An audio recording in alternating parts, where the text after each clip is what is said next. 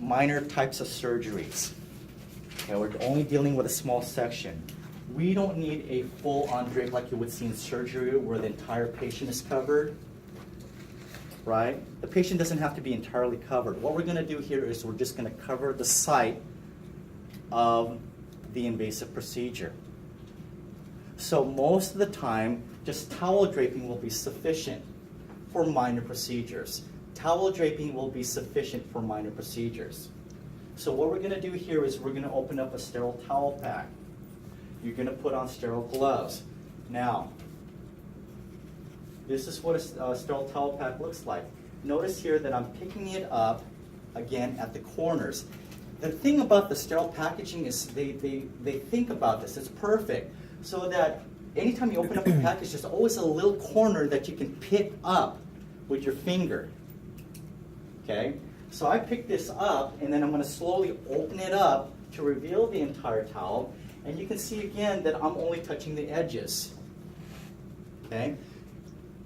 You should be doing this with sterile gloves on. Okay? This is just a demonstration without the sterile gloves, but you need to have sterile gloves on as well. Okay? So then what I'm going to do here is I'm going to just, after I prep the area, this is just an example, after I prep the area with either betadine or chlorhexidine, then I'm going to towel off the area and only reveal the invasive site. The whole purpose of this is to have a sterile area where I can lean on, where I can touch, where I can put my instruments, where I can put my equipment without it contaminating the procedure. So I'm toweling the area of interest, but I'm also creating a sterile field. Okay, where again I can perform this procedure without contaminating myself. Okay, so sterile gloves should be worn. Also avoid moving towels. Once you've placed it, okay, and you're like, oh, well, I don't like it, I need to move it around. Don't move it around, okay? Because if you move it around, you're going to cause cross-contamination. Because parts of the towel have touch areas that may have not been prepped properly, and by you moving the towels around, we're bringing in whatever the towel touched into your area that you just cleaned off. Does that make sense? Okay, so you don't want to move your towels around. If you're not happy with the placement, what are you going to do? Grab new ones. Peel it off slowly so that you are not dragging the towel. Get rid of it and put another towel in the area that you would like it on. Okay?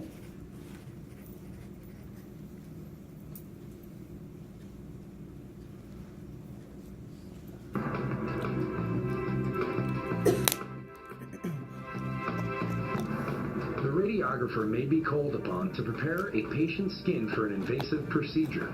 This is referred to as a skin prep. The purpose of the skin prep is to remove as many microorganisms as possible by mechanical and chemical means to reduce the chance of infection. The technologist gathers all of the necessary supplies needed for the skin prep, which includes a commercial skin prep pack.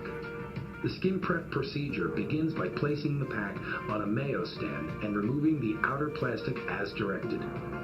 Open the pack carefully by the corners without contaminating the pack and the contents. After detailed instructions to the patient, don sterile gloves. Review the contents of the pack to make sure all items needed are available for a skin prep. If no antiseptic solution is provided in the pack, it must be added before beginning the procedure. Next, pick up one spot. Okay, can you guys see why the edges of the drape is not considered sterile? She's leaning on it. Okay, that can happen. When you're doing minor procedures, it's not necessary for you guys to don on a full gown. Only major procedures will you put on the gown.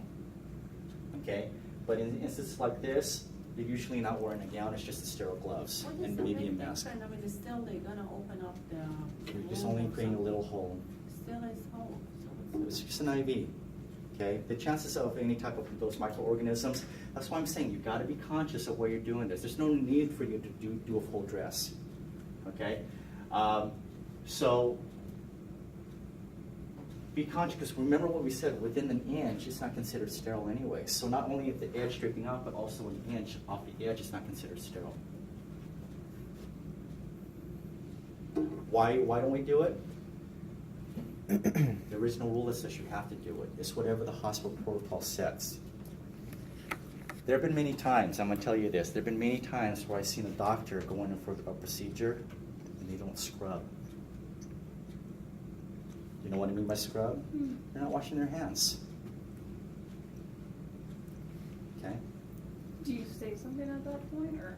There have been times where a doctor walked in with a procedure without wearing a mask. Wow. Okay? I say something. It's going to be up to the charge nurse to report or write that doctor up. There have been times where I say, hey, you know what, doc, you need to put on a mask. I said that. Or, doc, you know what, maybe you should put on a gown.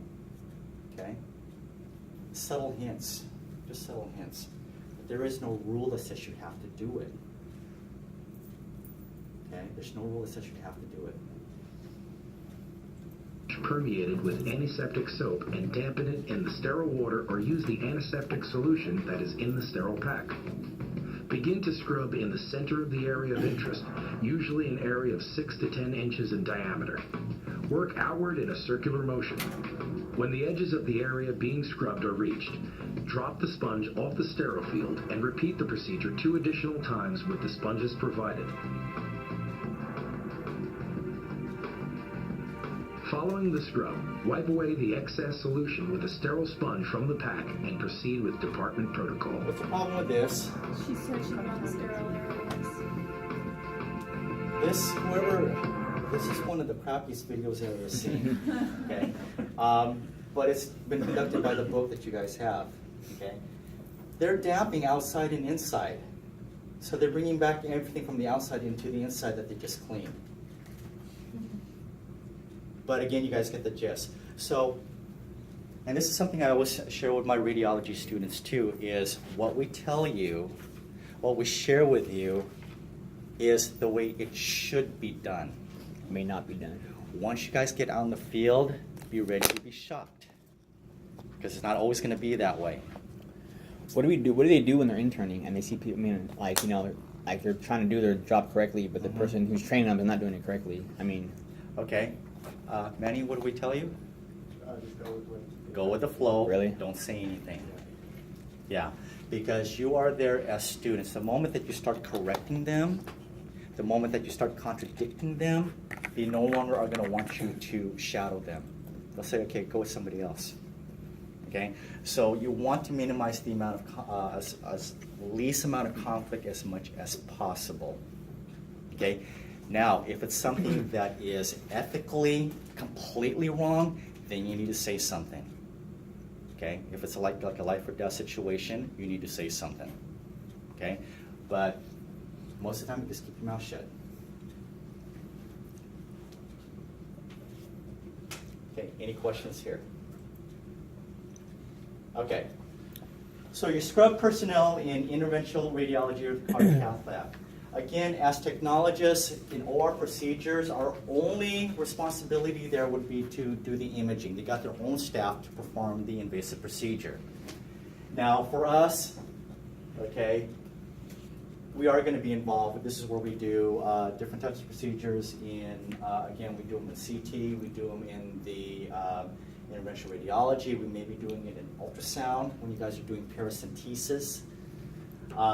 So the minimum here is a scrub suit, a hat, mask, shoes, covers, and hand washing. Okay? Again, depends on the complexity of the procedure. If it's a simple type of procedure with just needles and things like that, you may not have to wear a surgical gown. This is only when it's a major type of procedure and the chances of infection, the risk of infection goes up. Are we going to cover ourselves thoroughly? Okay? Before we do this though, we need to make sure that we are wearing a leaded apron. Because aren't we using x-rays? We need to make sure that before we put on our sterile gown, put on our sterile gloves, before I go wash my hands or scrub, I'm going to put on my lead apron. This is what's going to be underneath my sterile attire. So you want to make sure that you're leaded. Now, you want to make sure that you're going to bear at least 4 inches above your elbow. What I'm going to be leading up to here is doing a hand wash or scrub for you guys to get prepared for this procedure. So, 4 inches above the elbow should be bare. Okay? You're going to activate the sink. You're going to obtain a scrub brush in antimicrobial soap. We are going to use a brush. It has a plastic brush and scrub and sponge that you are going to use to clean out your hands and your wrist and your forearms. Okay? So you're going to wet your hands, forearms, 2 inches past the elbow. Pay attention to this, guys. Bare 4 inches, but you're only going to be scrubbing up to 2 inches past the elbow. Okay, I'm going to say it again. Bare 4 inches, scrubbing only up to 2 inches past the elbow.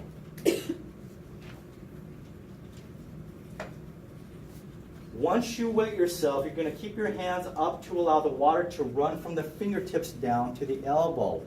Anything that we're trying to wash off, we want it to wash it off our elbow, not towards their fingertips, because our hands is what we're going to be using when performing these sterile type of procedures. So we want everything to wash off down our elbows. Okay? Here's one of our technologists getting ready to scrub.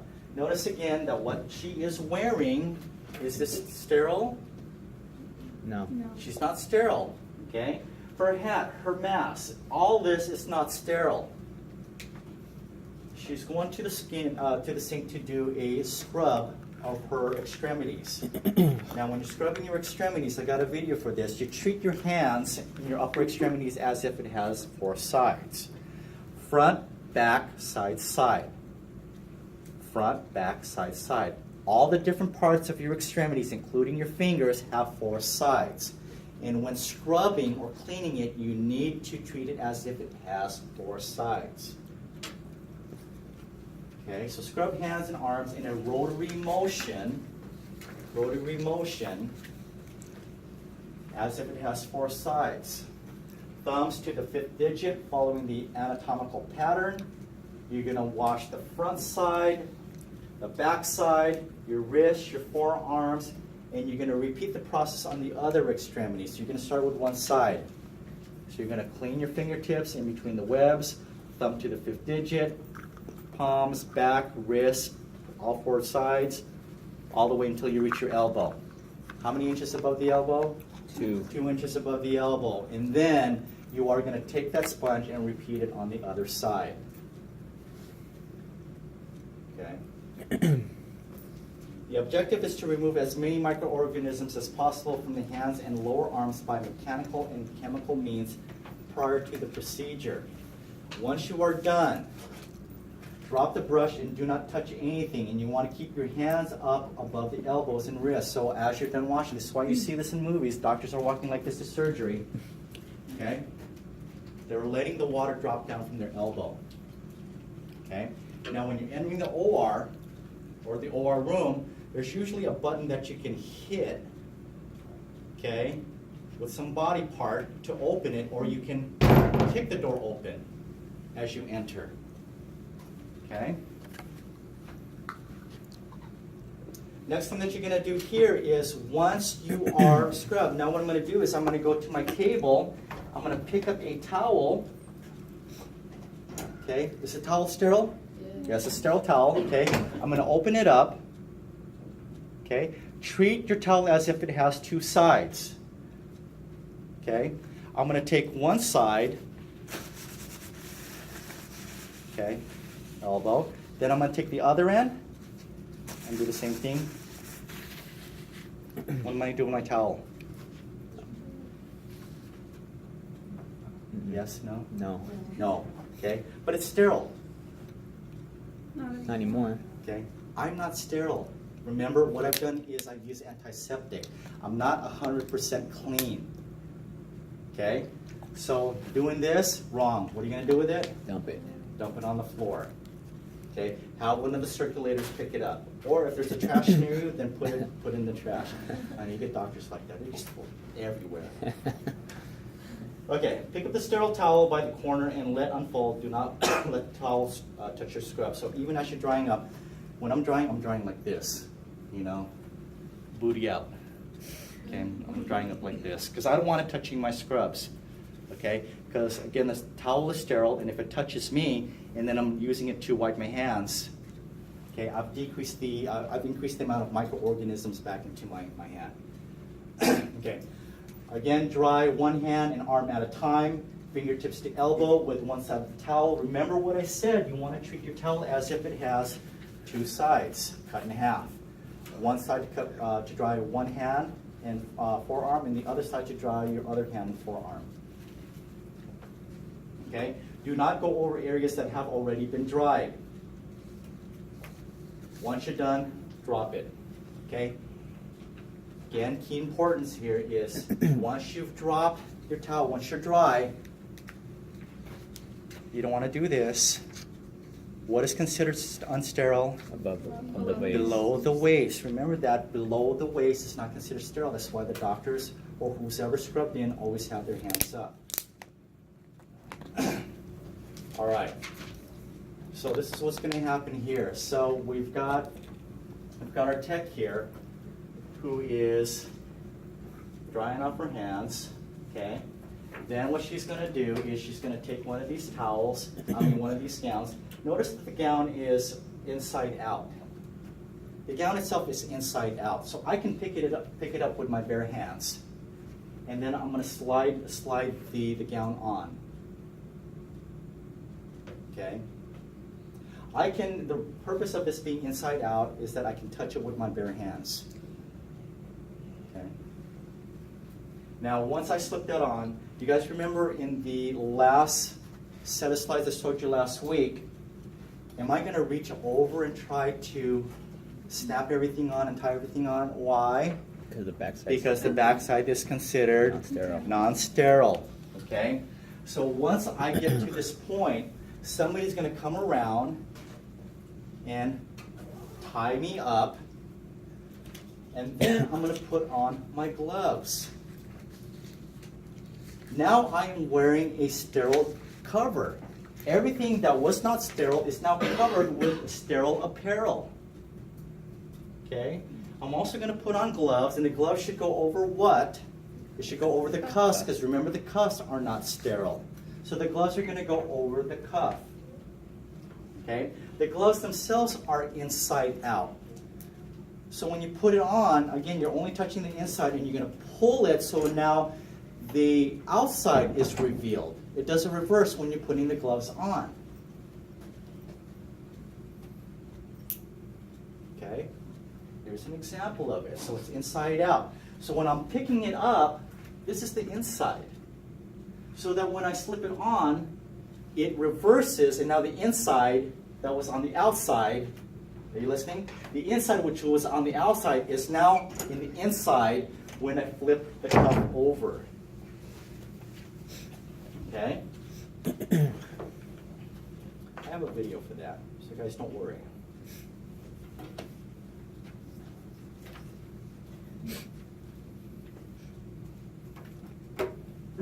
I'm Dr. Harold, and today at Dev we're running a seminar about how to scrub and get gowned and gloved for surgery.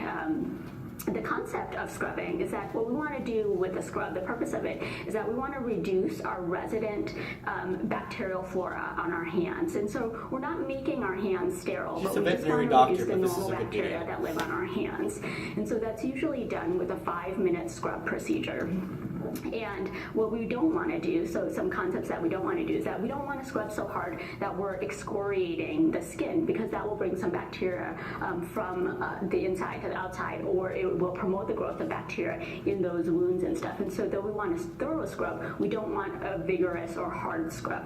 When we're scrubbing, we want to think of our fingertips and our hands as the most clean or the most sterile. And so when we're scrubbing, we're going to move from the fingertips and the palms down to the elbows. And so think of clean to dirty. And you always want to go from clean to dirty and not dirty to clean. And so once you're done scrubbing, you rinse in that same concept. And so when you rinse, you want to rinse so that you're rinsing the water from the cleanest portion, your fingertips, to the dirtiest portion, your elbows. And so you want all the water to run in that direction. And the same concept for when we're done rinsing and scrubbing is that we want to dry our hands in that manner as well. So we want to dry from clean to dirty, and then use the clean part of the towel and clean to dirty, essentially, and then drop the towel. And we'll go through that as a demonstration. Also, when we scrub, again, we do a 5-minute scrub, and so put a timer to start. However, the concept of scrubbing is that what you want to do is break up your fingers into 4 surfaces. Basically, the lateral aspects, or the inside or the outside, and the front and the back. And I generally do 20 strokes on each of those surfaces. Okay, and then you want to break up your palm into palm and the sides and then the back of it. And then your forearms, again, into 4 quadrants, and do 20 scrubs on that. And so that's how you go through the rest of the scrubbing. And then you switch hands and do that on the side as well. And so all your fingers have 4 surfaces, your hand has 4 surfaces, and your forearms as well have 4 surfaces. Before starting to scrub, you want to just do a general hand wash, except you want to include your forearms in it as well. What you want to do is not touch any of the surfaces. We obviously have automated water signaling, and you don't want to touch the faucet. If at any time you do end up touching it, you just restart the scrub at the 5 minutes over again. What you want to do is keep your elbows sort of separated and away, and hold it like this again, so that everything runs from cleanest down to dirtiest rather than the opposite direction. So you never want to drop your hands down below your waist or your elbow. Can I ask you a dumb question? Mm-hmm. So, are we doing one whole arm before going to the next arm? We rotate, and so what I will do is do the cleanest first, and so fingers, hands, and then fingers, hands on the opposite side, and then forearms, and then forearms. And then my second scrub, I will do just one whole hand, and then just one whole arm, that way, but cleanest to cleanest first. And so, just this one. Do general hand wash.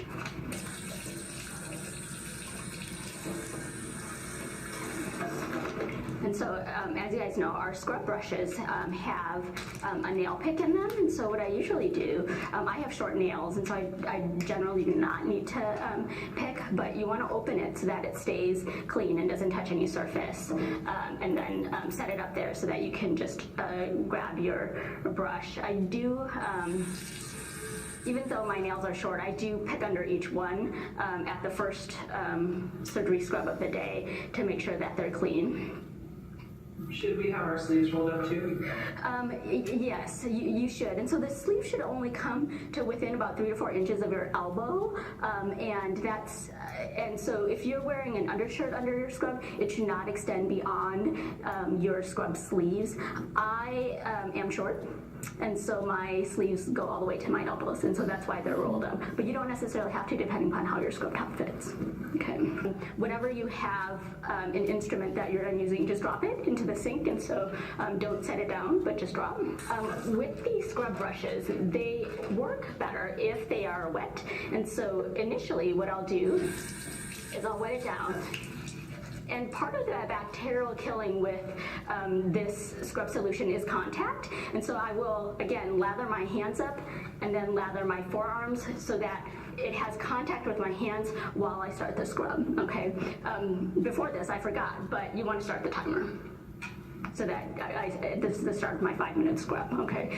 For my fingertips, and so remember we said to divide the fingers into 4 surfaces, but I start actually with a vigorous scrub of all the fingertips. And again, 20 strokes in my head because it gives you something to do while you're standing here and scrubbing, basically. And then start the surfaces.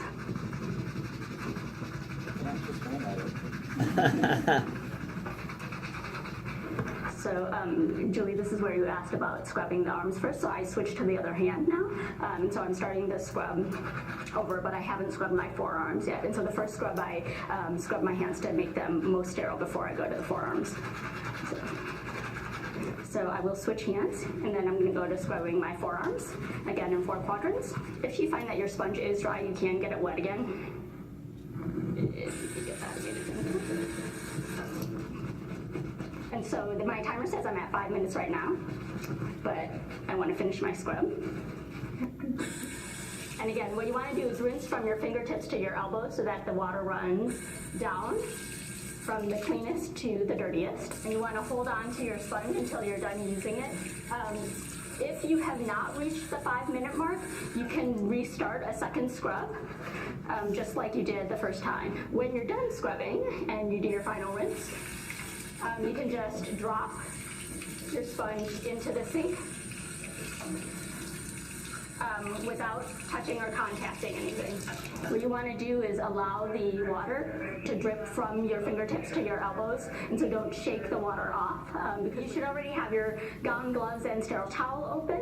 And the way that you sterilely dry off is that the towel is folded in such a way that you can just grab the top or the tip of it. You want to drop the towel and open in front of you so that it's not touching your scrubs in any way. First, what you want to use is use just the top half of the towel. And so in my right hand, I'm going to dry off my left hand, and you want to dry off by patting, again, starting at your fingertips and moving down to your elbows. And again, you want to keep the bottom of the towel from touching yourself or anything else in the room. When you're done with that, what you're going to do is take your left hand, and you're going to then move to the unused portion of the towel sterilely, flip it this way, and I'm going to use my left hand to then dry off my right hand by patting. And again, taking care not to allow the towel to touch the front of your scrubs or anything else. Okay, and then when you're done, just drop the towel in front of you and hold your hands up again. You want to take your gown, and so these gowns are folded in such a way that the inside of the gown should be facing you. And so as you grab the gown, you just want to drop it and unfold it, and the inside should be facing you. And so just put your arms on the hold.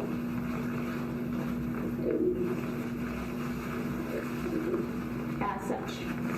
And it doesn't have to fit nicely, and so your assistant will, of course, if I could enlist you, help to put your gown on and secure it. But all you have to do is make sure that, again, the front of the gown isn't touching anything else, your gloves. And so the method of closed gloving is such that now on the outside, everything is sterile.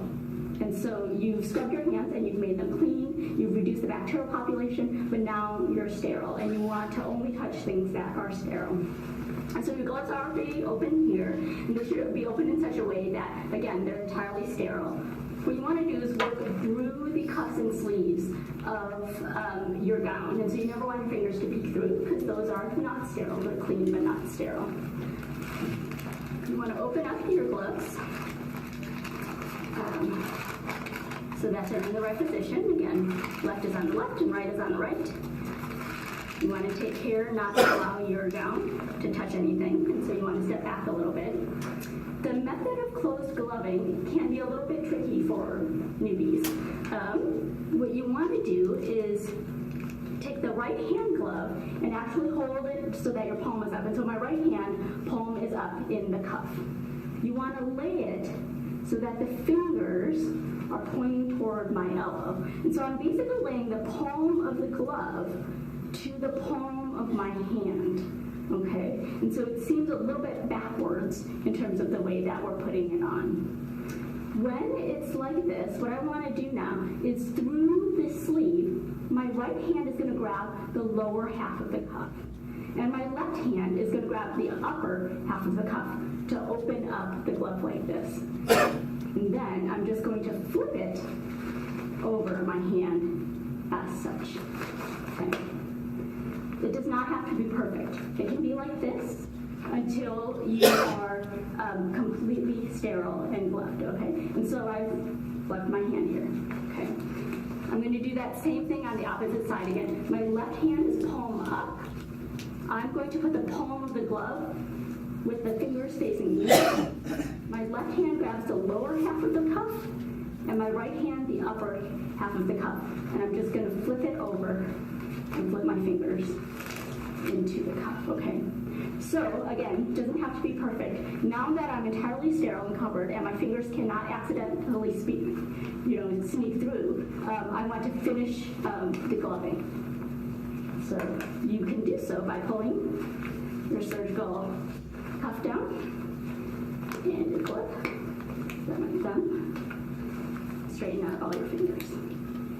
Okay, so that is comfortable. And so the cuff of the gown is still within my palms. All my fingers are through, and now I'm entirely sterile. Okay. When you're sterile, what you want to do is obviously try not to touch anything sterile. You can do so mostly by going like this, so that you avoid touching anything sterile.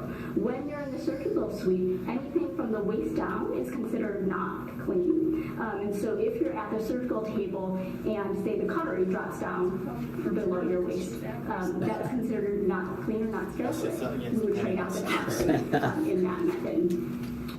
All right. Any questions? We kind of reviews everything that we've already talked about, but this specific covers scrubbing, gowning, and gloving.